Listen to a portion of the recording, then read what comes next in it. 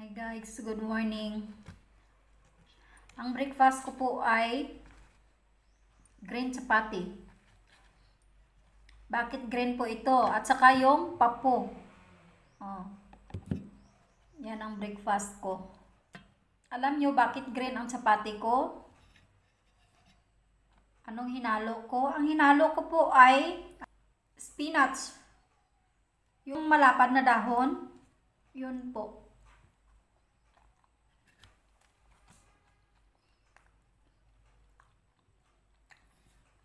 Pinakuluan ko yung spinach. At saka parang half cook lang siya. Malambot siya. Konti. At blend ko siya. Instead na tubig ang ihalo ko sa chapati powder ko, ano siya, spinach ang nilagay ko.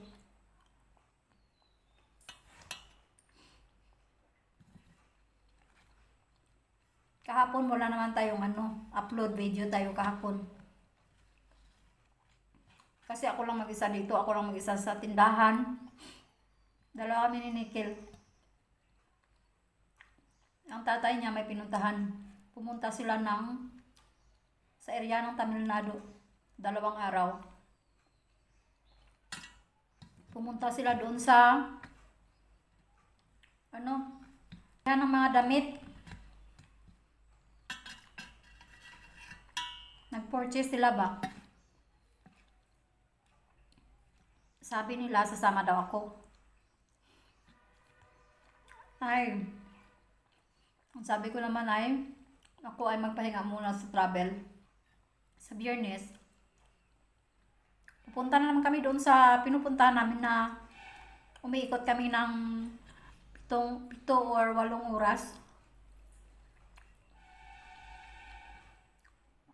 Sa Truamalay. Yung naglalakad kami na walang tsinilas. Kasi, once a year lang ito mangyayari na mag-bonfire sila doon sa taas ng bundok. Sa temple na iyon, may bundok doon. Ganda daw kasi iyon pag kung sino ang makapunta doon at ng apoy. Maganda daw yun.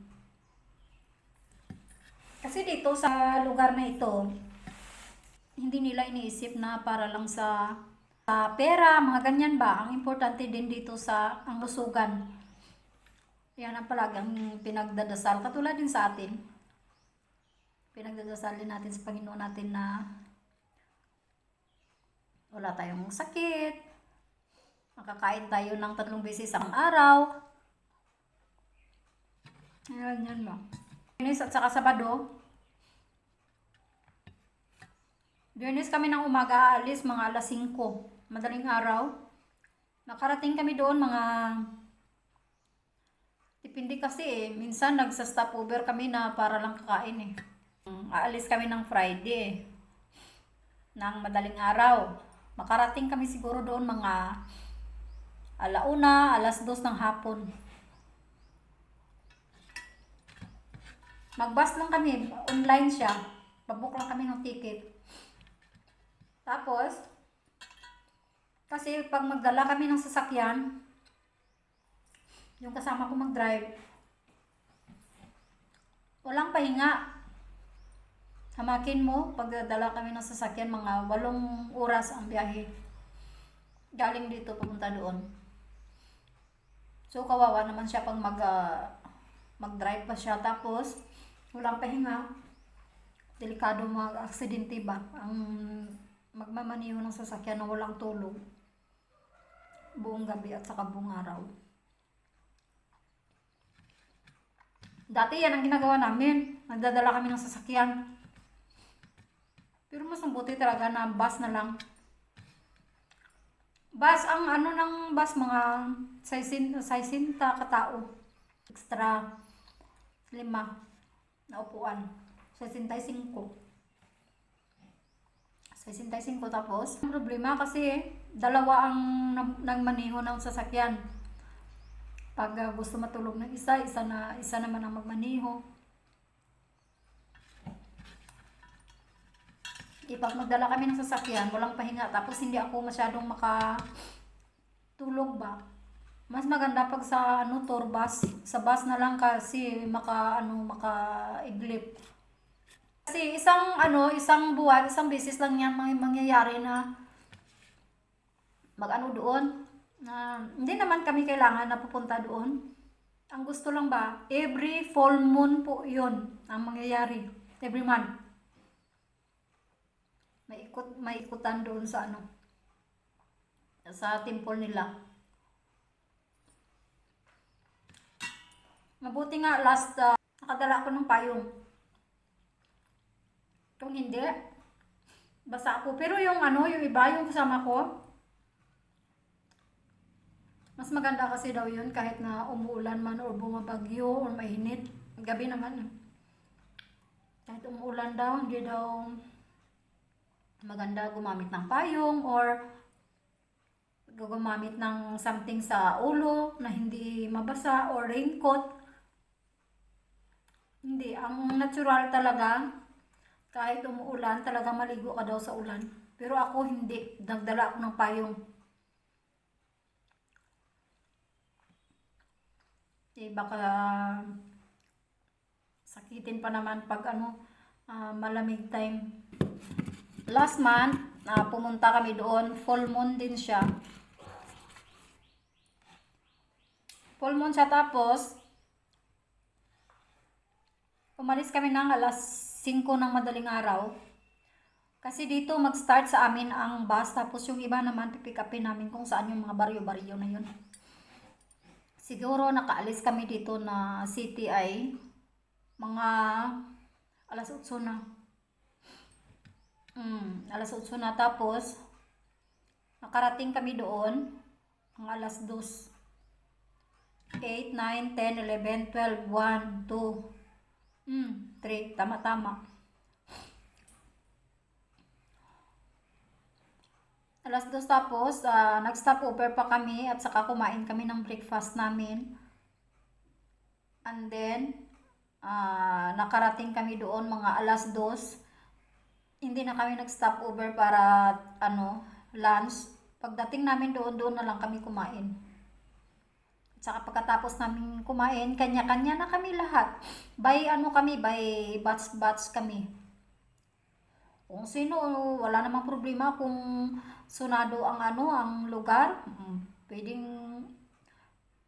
maglakad silang mag-isa, pero mas maganda yung yung grupo-grupo. Kung sino ang gustong sumama sa amin, mga ganyan. Kasi habang naglalakad, nag-uusap. Yung iba naman ay busy sa pag-shopping kasi nga doon ng mga binibenta sa gilid, parang festival sa atin gilid ng highway. Mabuti naman, hindi naman nasanay na ang paa ko, hindi na sumasakit. Noon na first time kong pumunta doon, talagang sumakit ang paa ko. At saka anong tawag yan sa Tagalog? Lapok ba? Ang dapa-dapa ko may lapok. Dati gamit pa ako sang sang dubling medyas. Ay, talagang pagdating namin doon sa last, yung dalawa kong medyas, double yun ang ginamit ko Butas. Butas siya kasi nga sa highway kami lumalakad. Mabuti naman ang daan ay maganda, pero hindi maiwasan yung marumi kasi nga yung mga baka nakisabay rin dyan na maglakad, or kasi yung iba ginagawa nilang negosyo ang baka, ilalagay lang nila dyan sa gilid ng daan. At saka mayroon naman na kung sino ang gustong maghawak or sinong gustong magbigay ng pagkain sa baka, magbayad ng pera. Yung iba parang talaga sila ba, parang ganyan talaga ang paniniwala. Kasi God nila ang baka Bibili sila ng damo, mga ganyan ba, mahawakan mo ang damo. Siguro 20. 20 rupees siya, at sa nila doon sa bakinin ng baka. So, expected na nila na bless sila pag magbigay sila ng pagkain sa baka. Tingnan mo ang buko. Ang tagal matuyo. Kaya nakita nyo na nakaano naman ako, naka-tops naman ako, hindi ako nakasuot ng sari. Punta na naman ako mamaya. Kasi yung kaibigan namin, gusto nila mag-start ng negosyo ng damitan katulad sa amin. Pero hindi dito na hindi dito na lugar, sa kabilang lugar. Ang biyahe siguro dito ay mga 40 minutes. Kasi sa lugar nila parang ang sa lugar nila parang barrio siya pero walang nagbibenta ng mga damitan doon. Kahapon wala ditong kasama ko, sinamahan din niya pumunta doon ng Tabildado para bumili ng mga ibang items. Pupunta kami dito sa sa lugar lang namin pero hindi nila alam ba. Wholesale ang tindahan kag pupunta ka doon ng mga pupunta ka doon sa kabibili sila at saka wala silang tindahan. Retail talaga ang binibinta. Pero pag ganyan nasasabihin mo may tindahan ka, binibigay nila ang wholesale. So kailangan kong sa kanila mamaya. So ako ay magdala ako ng scooty ko, sila ay magdala din ng motor nila. Kaya pagkatapos ko mamaya na maglaba muna ako, tapos ang lunch ni Nickel at saka diretso na po kami doon. Ang tagal kaya pagbasa sa mag items, matagal kayang matapos, lalo na nga ngayon yung sila ay starting pa lang, kailangan nila lahat ng mga items. Gusto nila akong isama, ako daw kung mga maitinda nila. Tapos sa susunod na